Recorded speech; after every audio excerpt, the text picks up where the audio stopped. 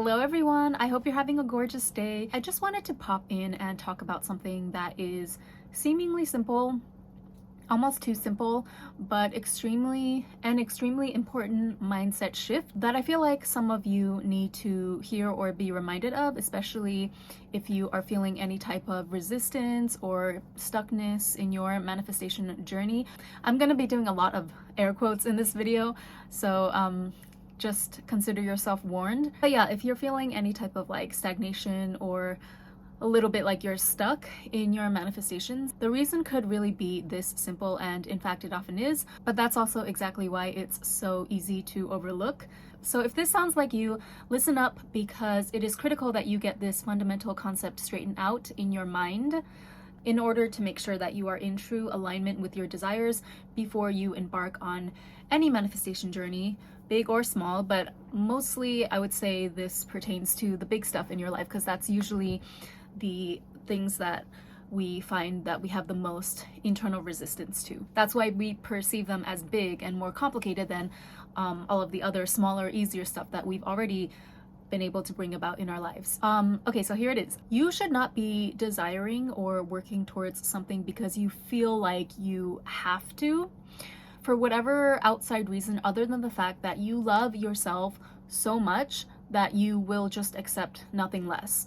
Because you know that manifesting this thing or state of being, a new way of life perhaps, whatever it is, you know that that will allow you to live your best life, which is what you always deserved in the first place. So that's the only real, pure motivation that should be underlining every single desire in your life.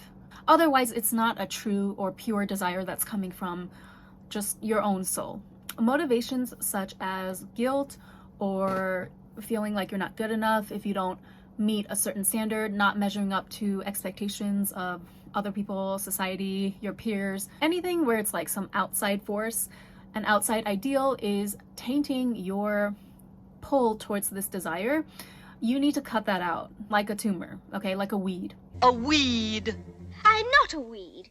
Or else it is very likely to grow roots and maybe taint your entire manifestation mojo in general, which is definitely not what we want, right? So let's say, for example, that you wanted to lose weight, and we're not talking about the case where it's like, okay, your parents wanted you to be a doctor, so you went to school to be a doctor and you became one, but then realized that you were not happy in that profession and that you would rather be an artist. We're not talking about that. We're talking about, in this situation, you already know that this is what you really want. You've checked in with your higher self and you've realized that, yes, this is, my true desire. It's in there, deep in my heart. Great. Maybe you put on a few pounds since the pandemic and you want to get back to your slim, trim, and fit self so that you can feel more confident in your own skin, you can slay more outfits, etc., etc. That's great.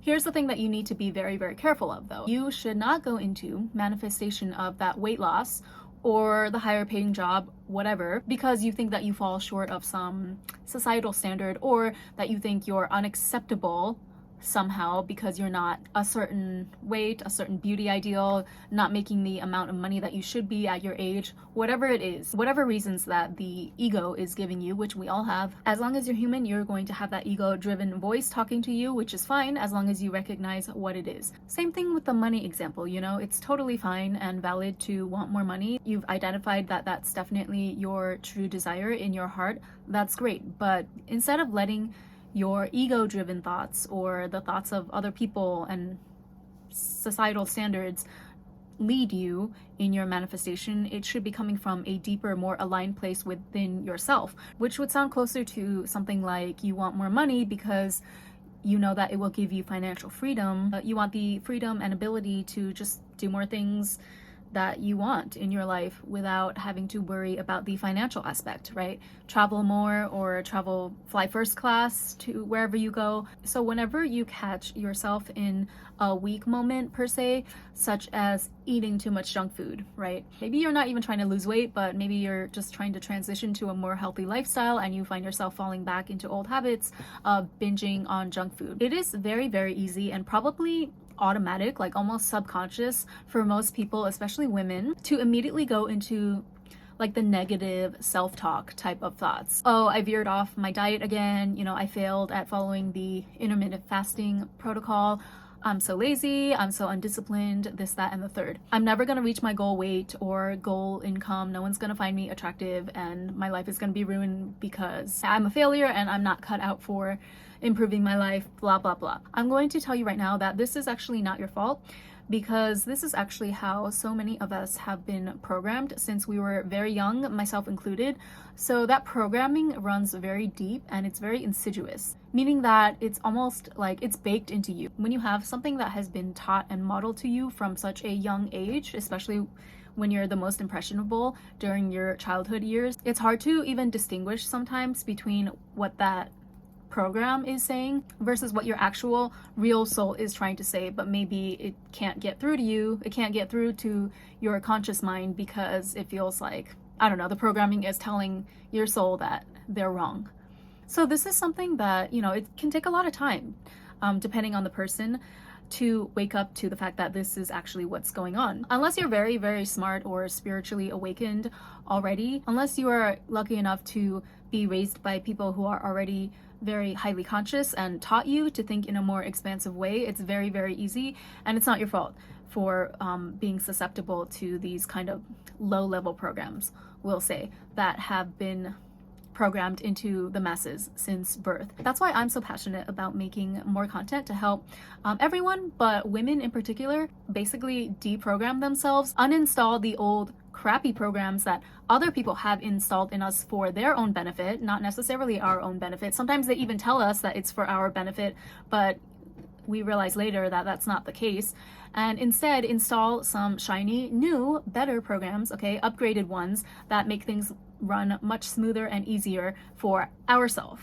for our benefit and lives. So whenever you veer into that kind of death spiral of self-hate or like berating yourself as if that's gonna propel yourself closer to your desire somehow, you may very well succeed in manifesting some stuff that way successfully, but it's not sustainable, number one. And number two, it's gonna ensure that your overall journey is going to be fraught with just so much internal conflict and all of this energetically low, self-judgy type of vibration that, again, the way I see it, it completely misses the plot, The plot being conscious manifestation of your desires for the betterment of your overall life experience. Because that's what you deserve in the first place, okay? It's not like, no, you're not being greedy, you're not asking for too much.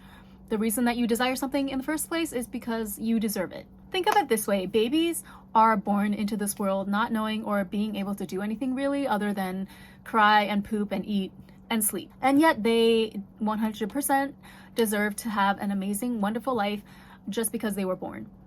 Because first of all, they didn't ask to be born. And unless you're a psychopath, I'm sure you agree with me on this, right? And it's not even, when I say agree, I'm not even talking about on an intellectual level. I'm talking about, like, for me personally, I just feel this innate warm energy coming from my chest when I say things such as babies deserve to live, orphan kittens deserve to be taken care of and to have a great life, That's how I know that it's an actual, like, universal truth, okay? Not just on an intellectual level, but I can feel it in my body, in my nervous system. And so if you agree with me, if you feel the same way about newborn kittens and puppies and such, then you should feel the same way about yourself, because we are no different from a newborn baby or a new puppy. Like, we're all living beings on this planet. There is actually no difference, yet somehow you might have a little inkling of a thought in your mind that for some reason it's different for you. For some reason you have to do things to prove that you deserve whatever it is you want. Aha, well, that's what I would call the programming. But back to the weight loss example, and I'm sorry, I'm not trying to, don't get triggered, okay? I'm sorry if this is a sensitive area for you, but it happens to be a really good and straightforward example that I can think of to illustrate this point, so bear with me. Also, I do have two kind of recent anecdotal examples from my real life that pretty much fit exactly what I'm talking about here. So I want to kind of use those to drive this point home. I have two friends who, again, this is very recent. They wanted to lose some weight, and they said to me some things about that where I could feel right away that they had lost the plot, essentially, in their manifestation. So the first one, she was a little unhappy with the weight that she was gaining around particularly the midsection of her stomach. And so I saw that she had decided to book some sessions with a personal trainer. She posted a short video of herself training with the trainer on her Instagram stories, which in itself is really cool, fine, right? But then what struck me was the caption that she decided to write underneath that video, which was something to the effect of, starting this week, I am going to bully and beat my stomach into submission. This was in Japanese, so I'm translating here, but that was basically the gist of what she said, which I almost couldn't believe it because I've never heard anyone actually use that type of language before, especially in regards to weight loss. There's no direct equivalent phrase in English, but she used specific words like bully and beat down. Losing the plot, okay? Why do you have to beat down your stomach into submission as if your stomach or your body is inherently wrong somehow? Like, why are you approaching weight loss from a mental space of, well, my body right now is wrong and bad? No, the whole reason that you want to lose weight and have a healthier, slimmer body is because that's how much you love yourself, you know? And you know that your body deserves to look its best, feel its best, which will in turn contribute to you living your best life overall. So like, where is the beat down and punishment of your body going to lead you to in the long run? And by the way, at which point are you going to be satisfied enough with your waistline so that you stop punishing it? 25 inches, 24 inches? Chances are, even if you do reach whatever target number that you have in your mind, does that mean you're gonna all of a sudden be able to switch off this negative self-talk habit that you've now formed of berating and hating your body? Basically, I don't think so. So to me, that's like losing the plot. I have another friend who, like, for some reason, every time we link up or check up with each other, for some reason, without any prompting from me whatsoever, because I don't talk about weight randomly with my friends ever, but for some reason she always mentions her weight situation to me whenever we meet up. She'll be like, oh yeah, I'm still 10 kilos or 5 kilos overweight, you know, crying face emoji. I'm still this, I still have to lose that amount.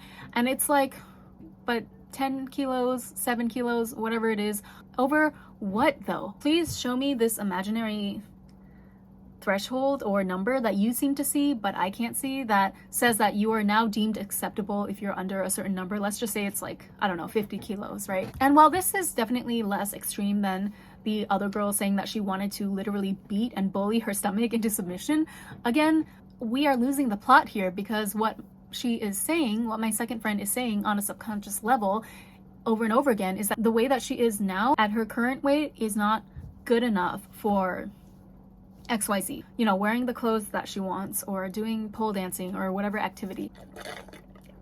He said that I'm good enough, grabbing my da-da-da, thinking about things that he shouldn't have. Oh my god, okay, slight tangent. That song is so catchy, but like, I'm conflicted because I don't really like the overall theme of the lyrics. It's basically about a girl in a situationship with a guy who is only using her for sex, and then she's over here getting her feelings hurt because she knows deep down that he considers her only good enough for, you know, hookups or whatever. I don't know about you, but song lyrics, anything that I'm going to be listening to repeatedly, I don't want that type of message impressed into my mentality on a subconscious level. So sorry, Ice Spice, like, I really want you to win, but I can't even listen to that song on repeat like that. Anyway, on with the story. So for the second weight scenario, she was basically like, okay, only at this weight or this number am I good enough for XYZ. What she is really saying, what I was able to detect between the lines, is that the underlying belief that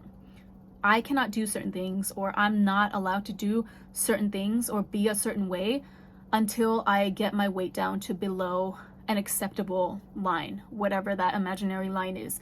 And like, it's fine to have a goal weight, a goal number in mind. I think we all have an ideal number, but that's supposed to, like, okay, everything is supposed to serve you, right? So let's say that you do have a goal weight, a goal number of, let's say, 50 kilograms in mind. The reason that you would have that number is just so that you can have, you know, a clear picture of what your ideal outcome is. If it's not serving you, if it's leading you to these thoughts of, well, I can't do this, and, you know, like limiting yourself from certain situations and scenarios unless you are at that number, then that becomes detrimental and it's not serving you at that point. Like, you don't have to get rid of the number altogether, but I would say don't focus on the number then, right? Because it's having a detrimental net effect if it influences you to only, if it's pulling you down into more limiting beliefs. I hope this is making sense. And you know, it's crazy because I can see this already playing out with my second friend, right? Like I can see her holding back somehow in certain areas of her life. I can see it. Like I would never just say this to her or call her out on it unless she actually came to me for advice. But I can see that she's playing small and holding back in certain areas because of this BS belief, like dressing super plain, you know, dressing in all black. Not saying that everyone is or necessarily wants to be a fashionista like me, but yeah, I can tell that if she was a little bit lighter or closer to her ideal goal weight, she would definitely be dressing a little more fashionable and like at the very least not restricting herself from doing certain activities, which I know that she's doing now. Okay, she doesn't know that I know, but I know.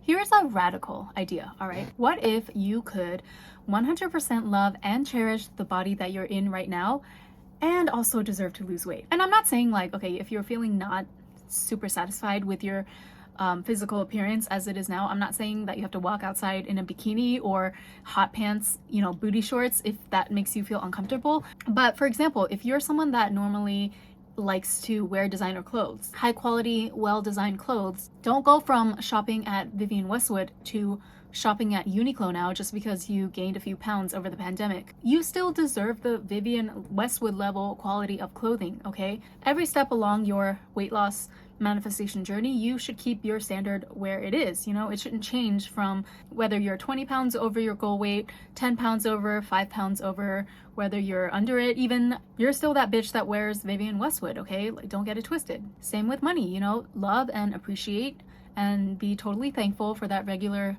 $60,000 salary job that you're working at right now. And you know that you deserve to make 6 figures without having to lift a finger somewhere down the road. It doesn't have to be either or, but the problem is that we are programmed more often than not to think like, okay, if I'm going to be chubbier and overweight, then I have to feel bad about myself. Then I have to downgrade myself to Uniqlo clothes or fast fashion. And then only when I'm thinner or I'm closer to my goal weight, then I can feel good about myself and treat my body better. No, it doesn't work that way. If you develop the habit of treating your body as less than or as only worthy of fast fashion clothes when you're overweight, then you're still going to carry that limited mentality into the future thinner you, right? Like you're not just gonna shift overnight. You need to start practicing that mentality and the physical actions of giving yourself what you know that you deserve no matter where you are currently in the present moment. It's kind of like when people ask you, are you a cat person or a dog person?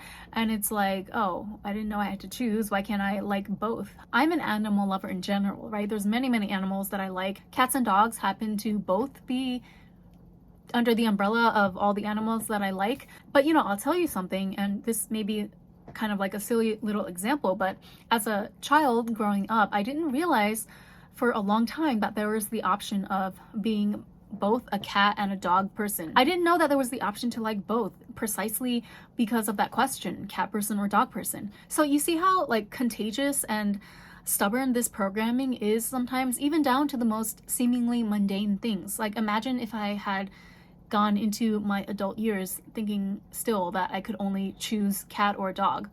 A lot of adults I know still actually believe that you can only be a cat or dog person, right? Like, it's crazy. So let's wrap this video up. What I'm trying to say in a nutshell is don't lose the plot, okay? The correct way to go about weight loss or money or relationship manifestations is you love yourself so much and you know that you are so important and so cherished that you deserve 1000% to live the life of your dreams with your dream body, okay, dream weight, dream income and partner, all the things. That is the reason always that should be propelling you forward in your manifestation. That's the attitude that you need to apply to everything, especially things that seem a little bit harder to bring about or that maybe require a little bit more discipline from you. That's the true meaning of self-love too, by the way. It's not like, oh, just love yourself the way you are now, flaws and all, and you never have to make any changes in your life because, you know, everyone in the world should just support and love me for doing the bare minimum. No. Unfortunately, the term self-love has also been so co-opted these days by political agendas and whatnot. Well, let's not even go there. Anyway, I hope this was helpful and clarifying for whoever needed to hear it. Remember, don't lose the plot, okay? If you find yourself steering off course, that's fine. It happens to everyone, myself included.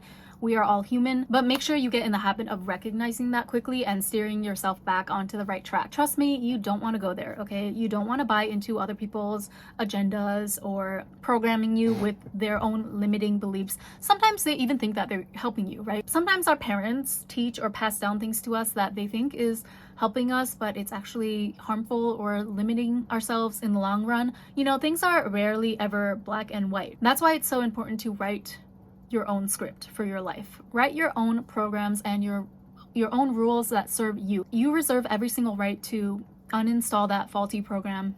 You know, get rid of that virus, wipe your computer / subconscious free of that virus, and install your own programs that are better serving for your life. So I hope this was helpful for whoever needed to hear it, and I'll see you in the next one. Bye!